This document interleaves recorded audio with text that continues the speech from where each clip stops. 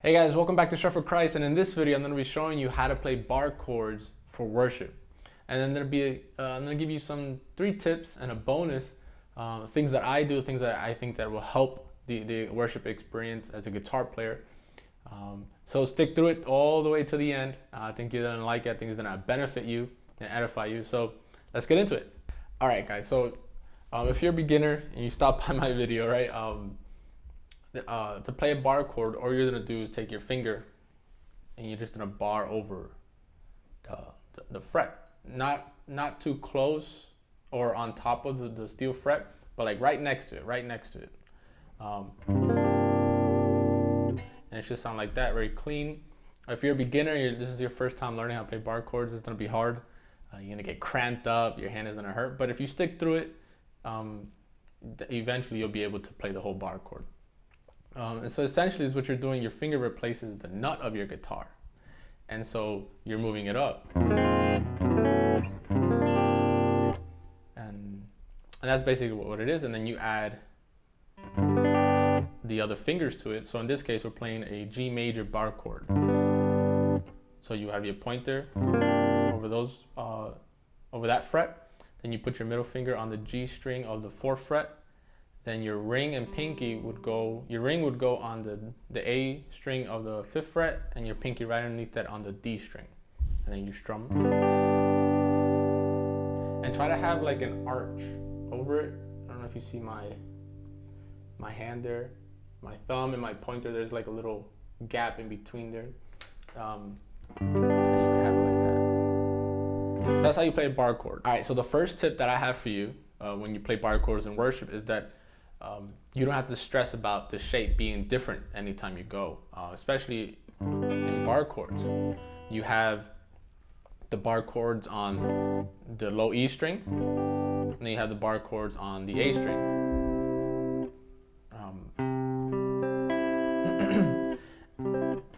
Those shapes never change. Now, if you're going to do inversions and stuff like that, then yes, they will change. But for the basic foundation of a bar chord, those will never change. So that'll be the first tip, that the shape never changes. The key does. Second tip is that arpeggios are your friend. So if you have a progression, let's say we're still in the key of G. You have G major, D major, E minor, and C major.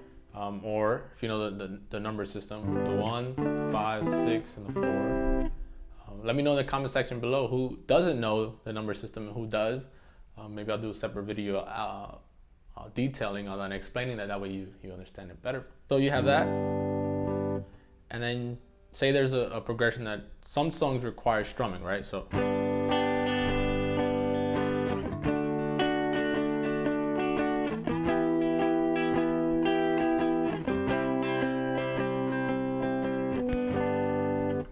some progressions, some songs are going to require you to strum, right? But if you're a lead guitar player, you don't want to strum as the rhythm is playing the same thing. So as a tip for bar chords, right? How to play bar chords for worship, you can do arpeggios.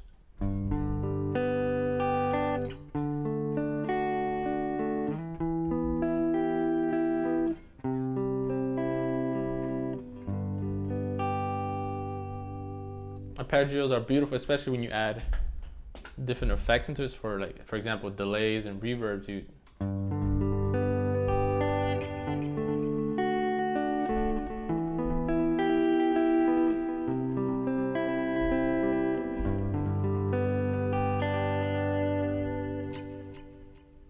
adds a very beautiful moment, especially if, depending on your denomination, how you play and how you guys operate in worship.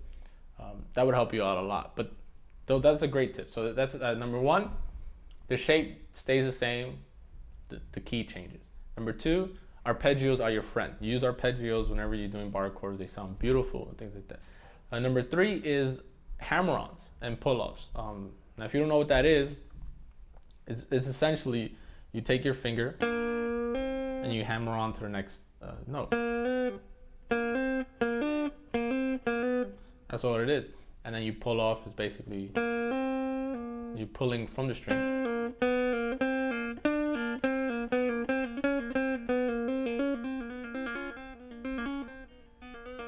That's all it is. I'll do a separate video detailing more on that and how you can do exercise and stuff like that. So hammer-ons and pull-ups within the bar chord. Now this is getting more advanced, and if you're a beginner, I would say save this video, like this video, and subscribe, because in the future you're gonna want to be able to do this. It's very creative, very helpful in certain scenarios, especially if you're the only guitar player in your church. So to give you an example, so let's move to the key of D, D major. We're gonna be playing the D major bar chord. And so you have these little notes right next to each other, especially if you understand where the scales are and things like that. So in D major, you have your major scale there. And then you have your relative minor.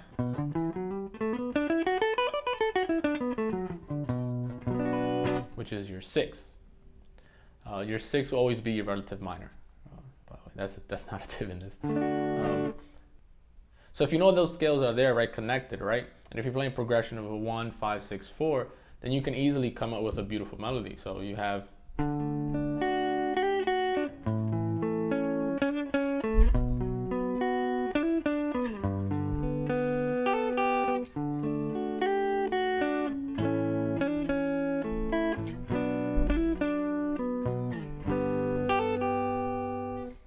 and essentially all I'm doing is either hammering on or pulling off from certain strings. So in your D major, you would hit the 8th string on the B string. So you would go from F sharp to G there. And then your 5 or your A chord, your major bar chord, you go from D to a D flat. And then here you have your 6, which is B minor. You go from your, on the G string, with your pinky, and essentially all this is with your pinky, from 9 to 7 on the G string.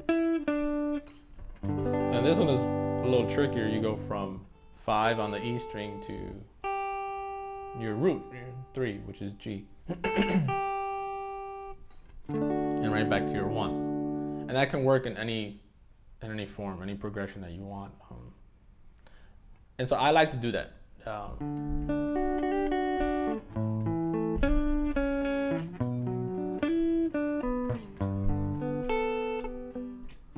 Especially if you add the effects, right? You do.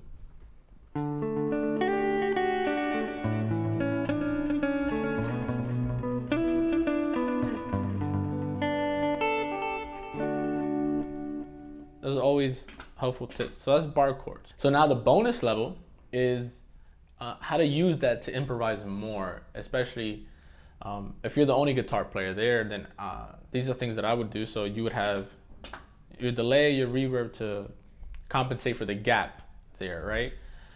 And so you would do something.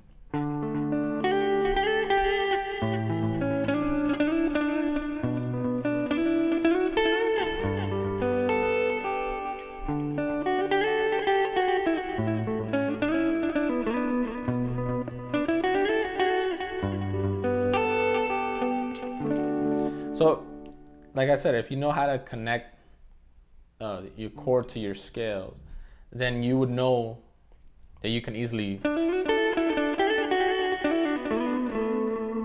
and stay in that. That's a very neat trick. So your minor pentatonic, right? Right next to your major chord, your 6 will always be that right there, excuse me. And so you would play your chord. So right there, that was the major scale, which is also within the pentatonic scale.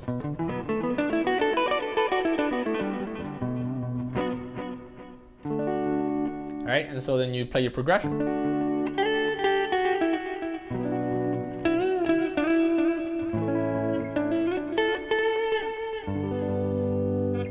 It works with the 1, 6, 5, 4 or a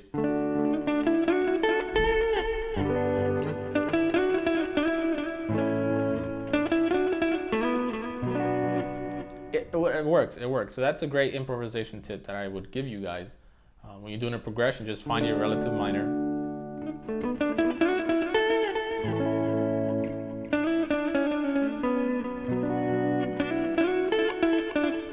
And just follow the progression and use that. Find your gap, find your pocket within that.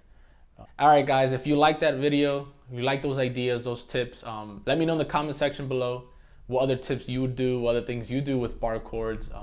Maybe I missed something. Maybe you would like to know more about something. Let me know in the comment section below. But if you like the ideas and tips, maybe you never heard of them before, leave me a like, comment, subscribe. It's always appreciated. Thank you for staying throughout the whole video and for your support. So I'll see you in another video. God bless.